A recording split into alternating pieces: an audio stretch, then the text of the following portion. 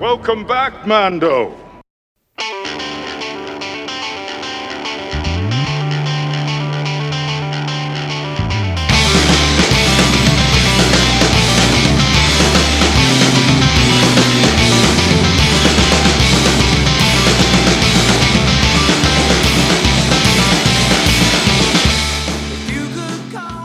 Oh, greetings, Bucketheads.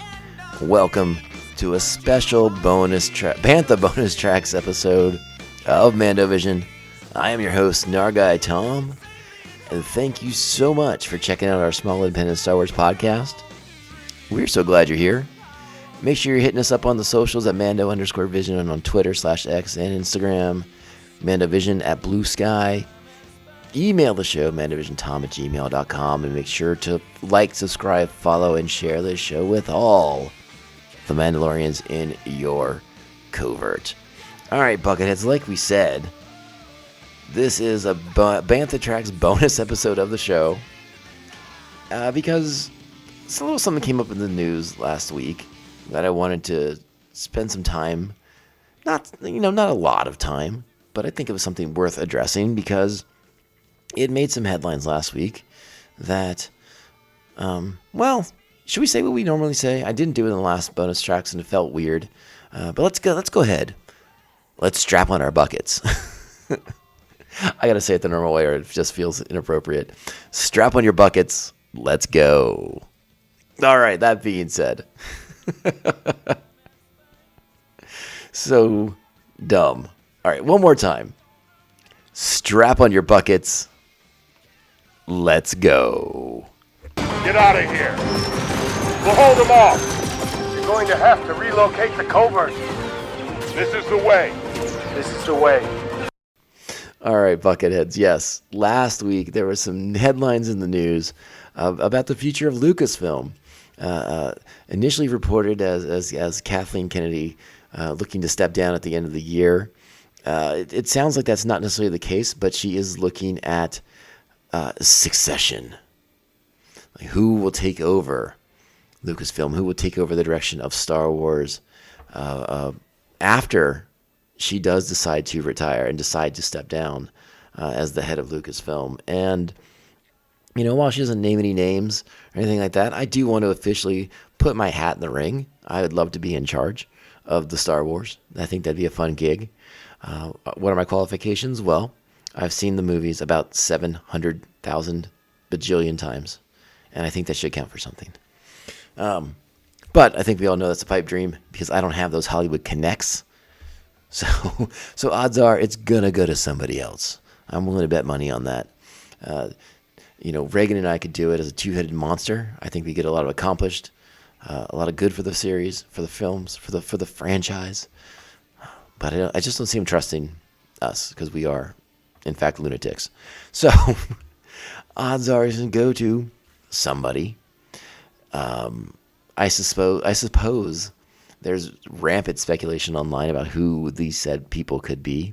I would imagine a decent chunk of the fandom would like to see Favreau and Filoni step in and kind of become the direction of Star Wars moving forward. I mean, I feel like people have been clamoring for that since The Mandalorian debuted, saying that Favreau and Filoni should be in charge.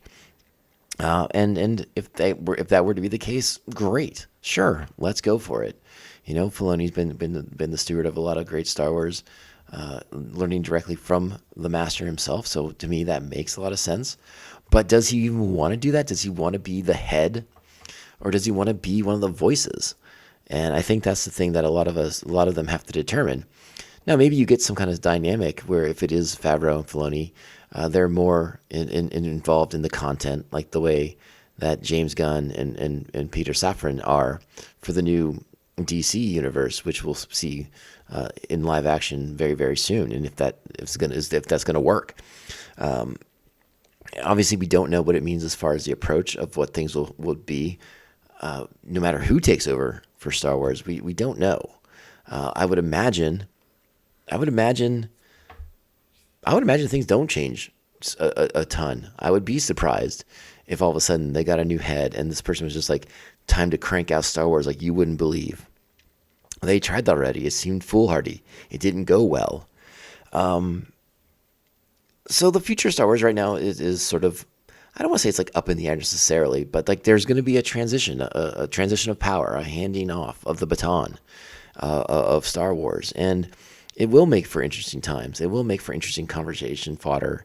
And it is something to pay attention to because, again, I think we're all curious because, for better or worse, Kathleen Kennedy's become a bit of a lightning rod in the fandom, and I don't think it's deserved at all. Whether you're a fan of the movies that she's been at the head of, you can have those criticisms, but I think she's done a decent job of at least protecting the franchise in many regards from it being kind of strip mined, which is really what I think a lot of people thought might happen when Disney was taking it over, that it might just become just an endless parade of Star Wars variations.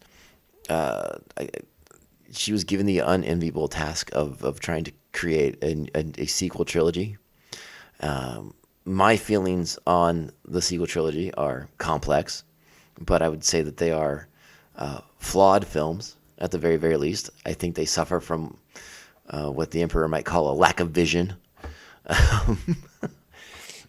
But I do think there are some really nice movies that they've made in Star Wars as well. And again, you can criticize that they keep announcing things and they cancel them, or they bring in creators to pitch Star Wars stuff and it sounds like it's going to happen. Then it gets shelved, like the Game of Thrones guys, Kevin Feige stuff. This supposedly Rian Johnson's still making Star Wars. All these things that are out in the world that we haven't moved forward on. Rogue Squadron still is talked about like it might happen, and we just don't really know anything anymore. And again, these things have been used against Kathleen Kennedy in the online communities as ways to attack her and her leadership of Lucasfilm. But whoever is going to be the head of Lucasfilm is always going to be under fire. What I really would like to see from the next person in charge of Lucasfilm is somebody who's going to put some like protocols in place to protect the actors from the more toxic side of our fandom. Because if there's one thing that I have a really hard time with, it is the elements of the fandom that when they decide that something is not Star Wars enough for them, quote unquote, they have to attack it in really vicious ways and go after the creators and the stars of these shows, and usually attack them in racial ways, in sexist ways, and really it's uncalled for. Like, if the content's not good and you don't like it, that's it. Again, if you don't like it, that's your business, that's your prerogative, and you can tell people that. All right, but encouraging the negative element of the fandom to lash out at these people directly is just, it's so far beyond the pale for me. It's so far out of bounds. It makes no sense to me to attack somebody because you don't like what they did in their Star Wars show. It blows my mind. And so no matter who takes over as the head of Lucasfilm, I'd like to see somebody put something in place that denounces these people, honestly. Like, I don't know what else to say about it. I don't know how you really shield creators and actors and writers and directors from the negative vitriol of a toxic fandom.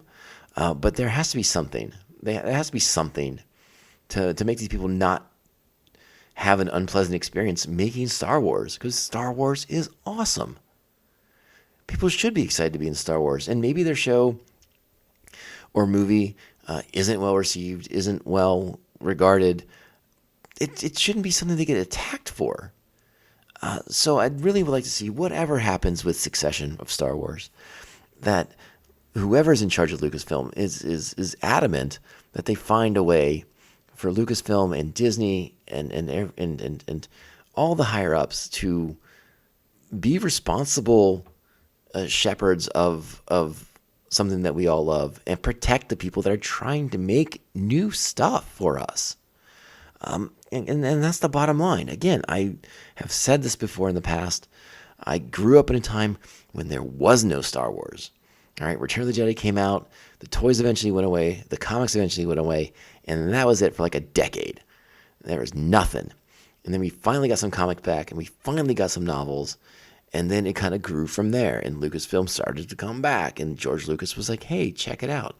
Technology, special editions, prequels, but I don't want to go back to the dark times when there was no Star Wars.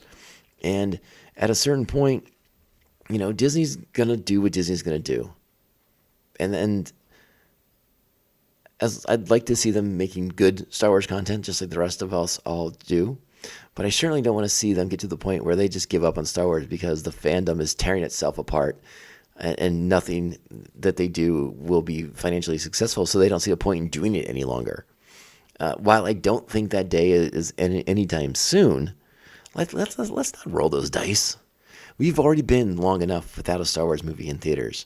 We have been living on the Disney Plus shows, which, most of them have been really entertaining.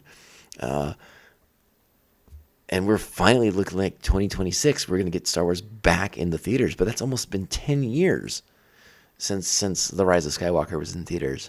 So it's been a long wait. And I guess the other thing I'd like to see, and I don't know if this will ever happen, but if there's some way to unite the fandom, just the toxicity has got to go, the negativity's got to go. And again, it's okay to not like certain things. There's a Star Wars for everyone. We say it all the time. It's Baskin Robbins. It's 31 flavors of Star Wars. There's something for everyone, and just because there's a flavor that you don't like, that's okay. That's okay. And you can tell us, like, I don't like that flavor of Star Wars. But you don't have to poo-poo on the people making that flavor of Star Wars. It doesn't need to be that way. We're not gatekeepers. We are not, I guess I'll just go with gatekeepers. We'll stop at gatekeepers, We want to be inviting people into Star Wars. We're not trying to shut them out of it. And I guess that's the part that bothers me the most is Star Wars is something that, when I was a kid and you found that friend that liked Star Wars too, guess what? You guys were friends for life. That's just how it worked. Even when Star Wars was like, even when you had a different take on something in Star Wars, it just was a conversation. And sure, you were passionate and you would argue about it, but like you were still friends at the end of the day. Sorry, I'm rambling a little bit. But I guess that's what I want from my next head of Lucasfilm is someone who's going to kind of help foster that sort of environment. And maybe it will be somebody who's a little bit more in touch with the online world and social media platforms and things like that, and kind of understand how you have to get out there and get in front of these things and protect the people that are our creators. Because if Star Wars can't attract top tier, top quality creators and creatives to want to play in our sandbox, Star Wars is going to wither and die. Especially because, like, at some point, some creators be like, I don't want to deal with this. This is nonsense. I don't want to deal with that segment of the population coming after me. And you can't begrudge them that. So if we get to the point where we can't do something to help creators foster their vision and then offer them some sort of protection or at least some sort of support when they get attacked and maligned viciously and unjustly online, again, I think we might get to the point where people are like, it's not worth it. It's not worth it. And in my opinion, Star Wars is always worth it. But yeah, I wouldn't want to get beaten up online about something either. That sounds like not fun. So that's just my 2 cents on it. Again, I have no predictions on who it'll be. Maybe it'll be Favreau, Filoni. Maybe it'll be somebody else tangentially involved in Star Wars. I'm sure everyone will lose their mind if it's Simon Kinberg. Which is another element of the interview that we do need to talk about. Simon Kinberg, a new series of movies still in development. We found out that the Rey movies is still happening. The new screenwriter is still in place. Kathy didn't talk about it directly, but we know Sean Levy's got a standalone movie coming out. set sometime after Rise of Skywalker. So all these things are still in place. We know Mandalorian Grogu's happening, and it sounds like it may be Mandalorian Grogu and then the Sean Levy movie. They're still waiting on Taika Waititi to turn something in. So these are all still happening and moving forward, though it sounds like the Taika Waititi one is moving somewhat sluggishly.